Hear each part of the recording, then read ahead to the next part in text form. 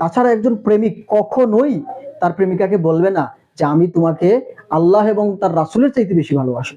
যদি এইরকম বলতো যে আমি আল্লাহ ও তার রাসূলের চাইতেও তোমাকে বেশি ভালোবাসি, তখন হয়তো ধরে নিতাম যে আল্লাহর সাথে সে অংশীদারিত্ব করেছে, সেটা শিরক। মুফতি আরেফ বিন হাবিব সাহেব আবেগের বশবর্তী হয়ে বিষয়টা বলে দিয়েছেন, মানে যাতে এই অবৈধ কাজ থেকে আমাদের যুবকরা, আমাদের যুবতীরা বেঁচে থাকতে পারে। কিন্তু এইটা থেকে বেঁচে থাকার জন্য আমি তো মিথ্যাচার করতে পারি না, আমি তো যেমন তেমন ফতোয়া দিতে পারি না।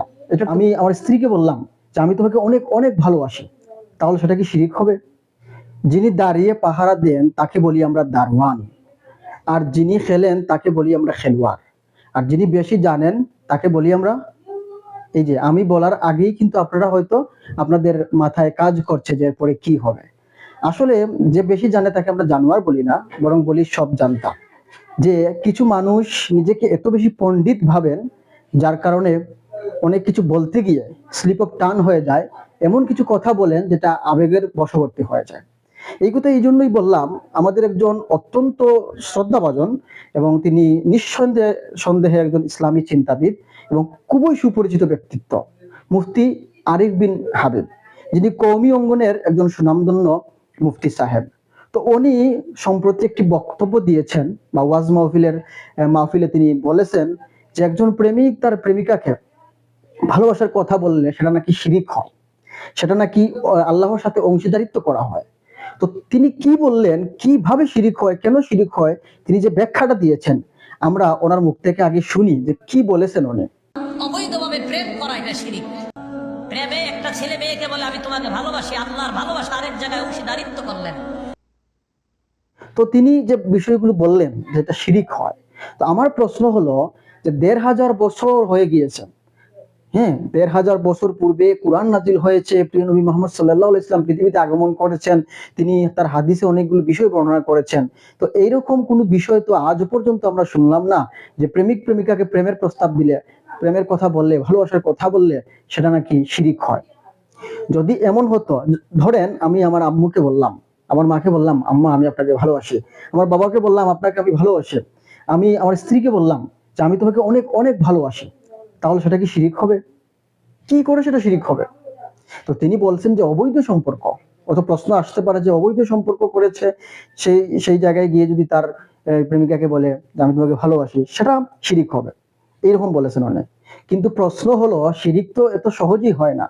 শিরিক হতে হলে আল্লাহর সাথে শরিক করতে হবে, বা ইসলামের কোনো মৌলিক বিষয় বা কোরআনের কোনো আয়াতকে যদি আমরা অস্বীকার করি, সেটা শিরিকের পর্যায়ে পড়ে। তাহলে এটা কি করে শিরিক হলো? প্রশ্ন রইল আপনাদের কাছে। তো এটা আসলে শিরিক নয়, বরং এটাকে আমাদের ধরে নিতে হবে যে এটা একটা গর্হিত কাজ। কেননা মহান আল্লাহ তাআলা কোরআনের মধ্যে বলেছেন যে জিনা তো দূরের কথা, তোমরা জিনাহের দ্বারে কাছে যেও না। তার মানে নিশ্চয়ই এটা গর্হিত কাজ।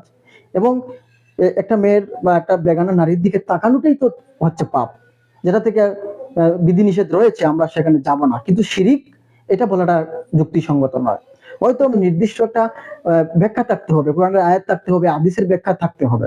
তো এইটা উল্লেখ না করে যুক্তি দেখিয়ে আপনি সেটাকে এই কি করতে পারেন না, শিরিক বলতে পারেন না। তো আসলে এই বিষয়টি আমি তুলে ধরার প্রচেষ্টা ছিল। তাছাড়া একজন প্রেমিক কখনোই তার প্রেমিকাকে বলবে না যে আমি তোমাকে আল্লাহ এবং তার রাসূলের চাইতে বেশি ভালোবাসি। যদি এইরকম বলতো যে আমি আল্লাহ ও তার রাসূলের চাইতেও তোমাকে বেশি ভালোবাসি, তখন হয়তো ধরে নিতাম যে আল্লাহর সাথে সে অংশীদারিত্ব করেছে, সেটা শিরক। কিন্তু আজ পর্যন্ত কেউ কি বলেছে তার প্রেমিকাকে যে আল্লাহ এবং তার আল্লাহর রাসূলের চাইতে আমি তোমাকে ভালোবাসি? কখনোই বলবে না। এমনকি মায়ের ক্ষেত্রেও সে বলবে না যে আল্লাহর রাসূলের চাইতে আপনাকে বেশি ভালোবাসি। মুসলমান যদি নামাজ নাও পড়ে, তারপরে একটা বিশ্বাস তার মধ্যে রয়েছে, আল্লাহ এবং তার রাসূলের জন্য তারা জীবন দিতে পারে। তো আমার কথা হলো এই যে বিষয়টি তিনি বললেন, সাজিয়ে গুছিয়ে বলতে গিয়ে হয়তো তিনি এই অপপ্রচার করেছেন। তো আমি আশা রাখবো এই বিষয়টি, মানুষ বলতে ভুল হয়, সেই ভুলটা যাতে উনি সংশোধন করেন। এখন শায়েক পূজারীরা যারা রয়েছেন, অনেকেই হয়তো আমার কমেন্টস করবেন, মন্তব্য করবেন যে আপনি কোরআনই ভালোভাবে শুদ্ধ করে বলতে পারবেন না, আপনি এসেছেন মুফতি সাহেবের ভুল ধরতে। এখানে ভুল ধরাটা বড় কথা নয়, এটার একটা ব্যাখ্যা রয়েছে। আমি আশা রাখি মুফতি আরিফ বিন হাবিব সাহেবের একটা সঠিক ব্যাখ্যা দিবেন, তাহলে হয়তো এই বিভ্রান্তিটা দূর হবে। ধন্যবাদ সবাইকে সাথে থাকার জন্য।